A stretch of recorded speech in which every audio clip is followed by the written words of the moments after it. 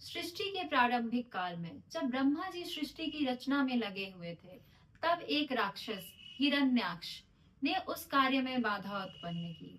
उसने अपनी शक्तियों से पृथ्वी को अपने वश में कर लिया और उसको अपने पंजों में दबाकर सागर में डुबो दिया, जिस कारण से चारों ओर अंधकार छा गया, जीवन रुक गया और सृष्टि का संतुलन बिगड़ गया। यह देख ब्रह्मा जी बहुत ही चिंतित हो उठे और उन्हें इस समस्या का केवल एक ही समाधान नजर आ रहा था, और वह था भगवान विष्णु के पास जाकर उनसे विनती करना। यह सोच ब्रह्मा जी भगवान विष्णु के पास गए और उन्होंने उनसे प्रार्थना की कि हे भगवान, कृपा कर पृथ्वी को इस संकट से मुक्त कीजिए। तभी ब्रह्मा जी के सामने एक चमत्कार हुआ, एक अद्भुत स्वरूप प्रकट हुआ। वह स्वरूप और कुछ नहीं बल्कि भगवान विष्णु का अद्भुत स्वरूप वराह अवतार था। एक विशाल तेजस्वी वराह अवतार, जिसका शरीर पर्वत समान विशाल था और उसकी गर्जनाओं से समस्त दिशाएं कांप उठी।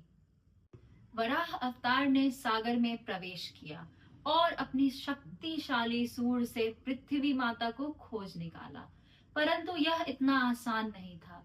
पृथ्वी माता को खोजने के क्रम में हिरण्याक्ष नामक राक्षस ने बहुत रोकने की कोशिश की और भीषण युद्ध भी करना पड़ा भगवान विष्णु को उस राक्षस के साथ। और इतना भीषण युद्ध था कि वह युद्ध हजारों वर्षों तक चला, पर अंत में भगवान की जीत हुई और वह हिरण्याक्ष नामक राक्षस को मारकर उसका वध कर पृथ्वी को अपनी सूंड पर लिए उसके स्थान पर पुनः स्थापित किया गया, और इस प्रकार उन्होंने सृष्टि में पुनः संतुलन स्थापित किया।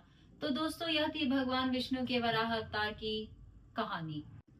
तो इस कहानी में छुपे हैं कुछ संदेश, जो अगर हम अपने आम जीवन में भी उसका पालन करें तो हमारा जीवन काफी सरल हो सकता है।